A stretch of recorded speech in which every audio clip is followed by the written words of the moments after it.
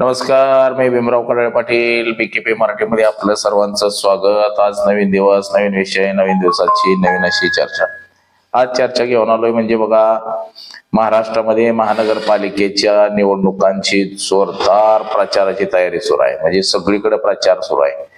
त्यातच एकनाथ शिंदे यांना घायाळ करून सोडलेला आहे, व्यथित करून सोडलेला आहे.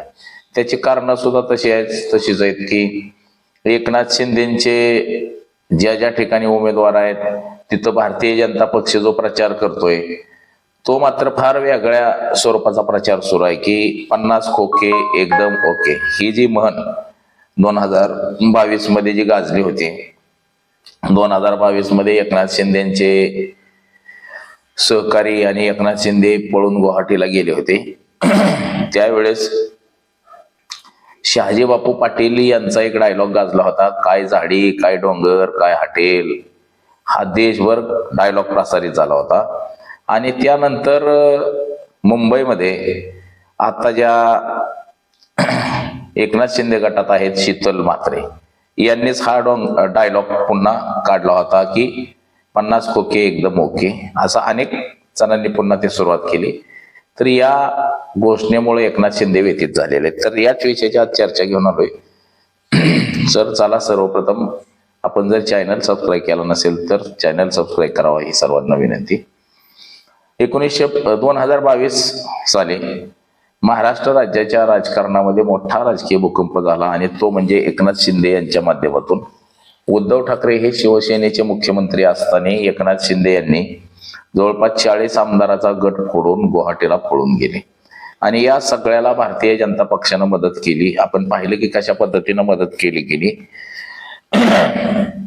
त्यानंतर मात्र एकनाथ शिंदेंना मुख्यमंत्री करायचं चाललं होतं, परंतु ते एकदा पटून गेल्यामुळे ते भाजपच्या गोटात गेले आणि तिथून येऊन भाजपच्या सोबत सरकारमध्ये सामील झाले, मुख्यमंत्री झाले. हे आपण पाहिलेलं होतं. त्यानंतर मात्र ज्या घोषणा सुरू झाल्या 50 खोके एकदम ओके, आता या घोषणा प्रत्येक निवडणुकीमध्ये गाजत होते की 50 खोके एकदम ओके. या फक्त तेवढ्या पोत्या मर्यादित राहिल्या नाही. एकनाथ शिंदे हे ज्या ज्या ठिकाणी प्रचाराला जातील त्या त्या ठिकाणी विरोधक गद्दार गद्दार अशा घोषणा देत आहेत. त्याचबरोबर 50 खोके एकदम ओके ह्या ज्या घोषणा आहेत ह्या सुद्धा घोषणा फार मोठ्या प्रमाणामध्ये दिल्या जातात. आता या घोषणांचं पुन्हा एकदा सबळीकरण झालं की काय असं म्हणता येईल. म्हणजे महानगरपालिकेच्या निवडणुका आता प्रचार सुरू आहे. आता 2-4 दिवसाचाच प्रचार राहिलाय, गुरुवारी मतदान आहे.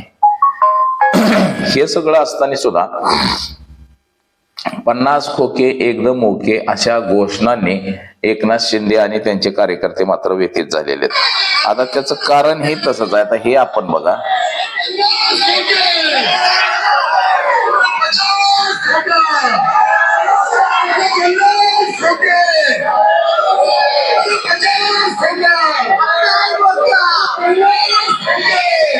त्या अशा पद्धतीने आता घोषणा दिल्या जात आहेत. आणि एक आता तुम्हाला हे एक बघा,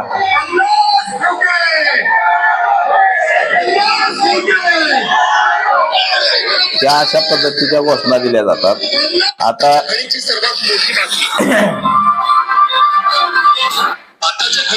बघा,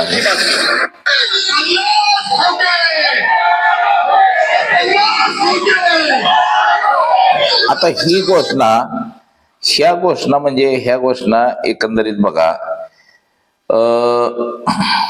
ज्याला आपण औरंगाबाद होतं नामकरण त्याचं झालं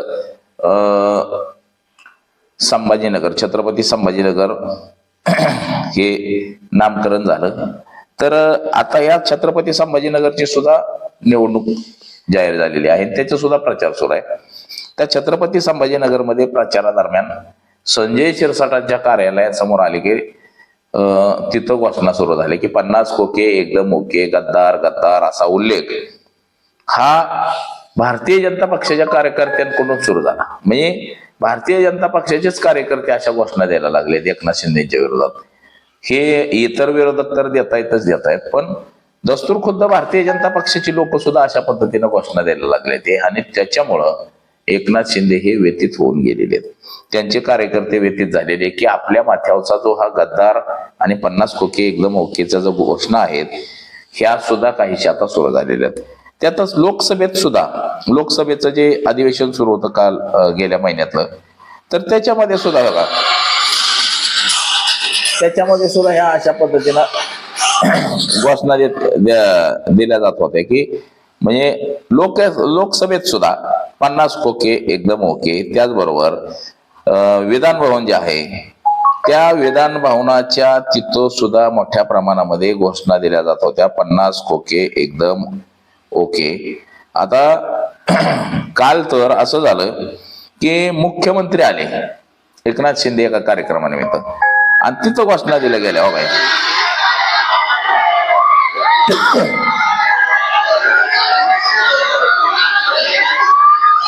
हा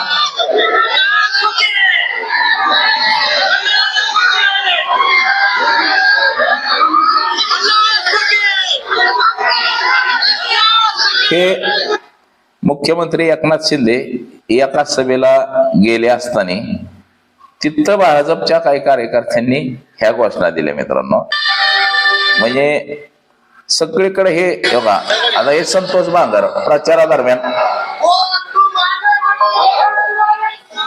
हे बघा,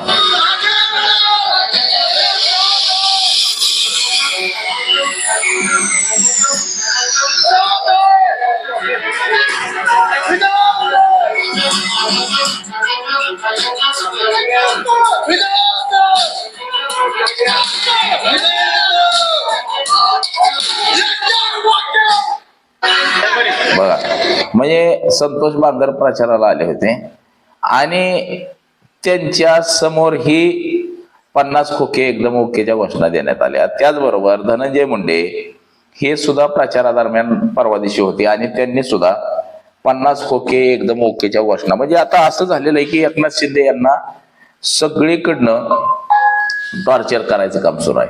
एकतर उद्धव ठाकरेंची जी शिवसेना आहे ही तर घोषणा देतेच, कारण की ती तर विरोधातच आहे. त्यांचे 40 आमदार घेऊन एकनाथ शिंदे हे गुवाहाटीला पळून गेले होते आणि गुवाहाटीला आपल्याला माहिती आहे गेले, माघारी आले, काय झाडे काय डोंगर हे सगळं गाजलं. परंतु आता दस्तूर खुद्द ज्या भारतीय जनता पक्षानं एकनाथ शिंदे यांना फोडलं, गुवाहाटीला घेऊन गेले, माघारी आल्यावर त्यांना मुख्यमंत्री केलं 2 वर्षासाठी. त्यानंतर 2024ला पुन्हा एकनाथ शिंदेना मुख्यमंत्री करणं गरजेचं होतं, परंतु मुख्यमंत्री केलं नाही, उपमुख्यमंत्री केलं आणि तेव्हापासूनच एकनाथ शिंदेचे पंख कातरायला भारतीय जनता पक्षानं सुरुवात केली. त्याची अनेक उदाहरणं आहेत. परवा काँग्रेस आणि भारतीय जनता पक्षाची अंबरनाथ नगरपालिकेमध्ये युती झाली होती.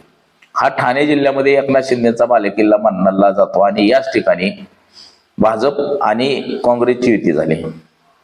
ह्या दोघांची युती होऊन तिथं नगरपालिकेच्या सगळ्या समित्या त्यांच्या ताब्यामध्ये जाणार होत्या उपनगराध्यक्षासकट. परंतु एकनाथ शिंदेंनी सुद्धा आपली ताकद लावून राष्ट्रवादी काँग्रेसच्या 4 नगरसेवकांना आपल्या बाजूला घेतलं आणि म्हणजे कसं एकदम एकनाथ शिंदे यांची सत्ता हिसकावून घ्यायचं काम भारतीय जनता पक्षाचं सध्या सुरू आहे, सगळीकडेच सुरू आहे. म्हणजे एकट्या ठाणे जिल्ह्यातच आहे का तर अजिबात नाही. कल्याण डोंबिवली महानगरपालिकेत सुद्धा भारतीय जनता पक्षाचे 15 नगरसेवक बिनविरोध झाले आणि एकनाथ शिंदेचे फक्त 6 नगरसेवक बिनविरोध झालेले आहेत. असं अनेक ठिकाणी म्हणजे एकनाथ शिंदे हे जिथं जिथं कात्रीत सापडतील तिथं तिथं त्यांना कात्रीत घ्यायचं काम भारतीय जनता पक्षाकडून सुरू आहे आणि त्यातच त्यांना बदनाम करण्याचं काम सुद्धा सुरू झालेलं आहे. म्हणजे भारतीय जनता पक्षाचे ज्या ज्या भागामध्ये आमदार आहेत जिथं जिथं एकनाथ शिंदेची शिवसेना विरोधात आहे तिथं तिथं भारतीय जनता पक्षाचे आमदार हे 50 खोके एकदम ओकेच्या घोषणा आणि गद्दारच्या घोषणा देत आहेत. असंच काहीसं संतोष बांगरच्या भागामध्ये असेल किंवा संजय शिरसाटांच्या त्या छत्रपती संभाजीनगरला तर अख्ख्या शहरामध्ये ह्याच घोषणा सुरू आहे की 50 खोके एकदम ओके गद्दार गद्दार असं दस्तूर खुद्द भारतीय जनता पक्षाच्या लोकांकडूनच हे सगळं सुरू आहे. म्हणजे एकनाथ शिंदे यांना बदनाम करण्याचं काम आजचा सध्या जोरात सुरू आहे आणि ते शिवसेनेकडून तर सुरूच आहे, परंतु त्याला आता साथ ही भारतीय जनता पक्षाची सुद्धा मिळाली आणि त्यांच्या सोबत पुन्हा राष्ट्रवादी काँग्रेस सुद्धा आहे आणि ते सुद्धा म्हणते की गद्दार गद्दार गद्दार. त्याचबरोबर काँग्रेस सुद्धा आता त्यात सुरात सूर मिसळायला सुरुवात केलेला आहे की एखादा एकनाथ शिंदेचा जर नेता फार चांगला काही शानपट्टीचं भाषण करीत असेल किंवा विरोधकावर टीका करीत असेल तर लगेच तिथं 50 खोके एकदम ओके गद्दार अशा घोषणांचा पाऊस पडतोय आणि यामुळं एकनाथ शिंदे आणि त्यांचे सहकारी सगळे व्यथित व्हायला लागलेले आहेत. मागल्या तीन दिवसापूर्वी पुण्यामध्ये सुद्धा उदय सामंत आले होते आणि त्या ठिकाणी त्यांची प्रचाराची सभा होती, परंतु जो त्यांचा जाण्याचा मार्ग होता त्या ठिकाणी सुद्धा ठिकठिकाणी लोक 50 खोके एकदम ओके गद्दार अशा घोषणा देत होते. अशा घोषणांमुळं उदय सामंत सुद्धा व्यथित झाले. तसंच शंभूराज देसाई असतील, ह्यांच्या समोर सुद्धा लोकांनी 50 खोके एकदम ओके गद्दार गद्दार अशा घोषणा दिलेल्या आहेत. म्हणजे ज्या ज्या ठिकाणी एकनाथ शिंदे यांचे नेते प्रचारादरम्यान जातील किंवा प्रचार करण्यासाठी जिथं जिथं जात आहेत आणि त्यांनी जर समोरच्यावर टीका टिप्पणी केली तर मात्र 50 खोके एकदम ओकेच्या घोषणा तिथे दिल्या जात आहेत. परंतु भारतीय जनता पक्षाकडून आता भारतीय जनता पक्षावरती टीका टिप्पणी केली जात नाही एकनाथ शिंदे गटाकडून, तरी देखील भाजप हे एकनाथ शिंदे गटाला मात्र टार्गेट केलेलं आहे की जिथं जिथं एकनाथ शिंदेचे सभा असेल किंवा कार्यकर्ते प्रचाराचा काय धडाका सुरू असेल त्या त्या ठिकाणी मात्र 50 खोके एकदम ओकेच्या घोषणा देऊन फार दुमानून सोडतायत.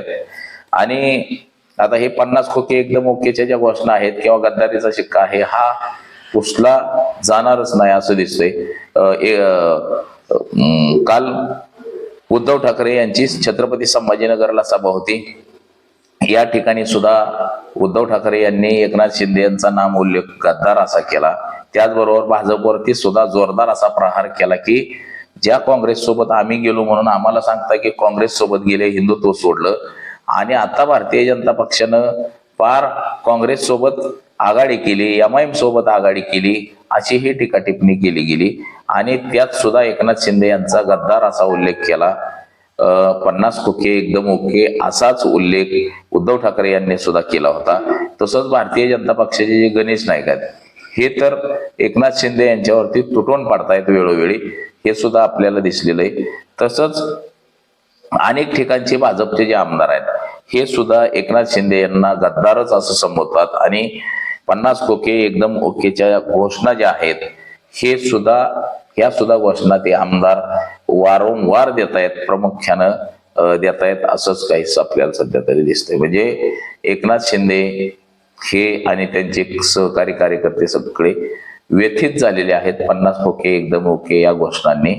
आणि सगळीकडे तसाच माहोल बनत चाललेला आहे. मुंबईमध्ये सुद्धा त्याच घोषणा दिल्या जातात. एकनाथ शिंदेची सभा असली की तिथं उबाटा गटाकडून राष्ट्रवादी गटाकडून 50 खोके एकदम ओकेच्या घोषणा दिल्या जातात. तसंच जर आपण ठाण्यात आलो किंवा पुण्यात आलो जिथं जिथं एकनाथ शिंदे विरुद्ध भाजप, नाशिकमध्ये असेल हिथं असेल अशा ठिकाणी जिथे एकनाथ शिंदे विरुद्ध भाजप सुरू आहे या ठिकाणी मात्र 50 खोके आणि एकदम ओकेच्या ज्या घोषणा आहेत ह्या मात्र दुमानून सोडतायत. आणि यामुळं एकनाथ शिंदे हे व्यथित झालेत. त्यांचे जे नेते मंडळी आहेत इतर सगळे ते सुद्धा व्यथित झालेत. हेच काहीच आपल्याला या घटनेमधून दिसते. तर आज एवढंच. माझा सहकारी कॅमेरामन अनिकेत समी भीमराव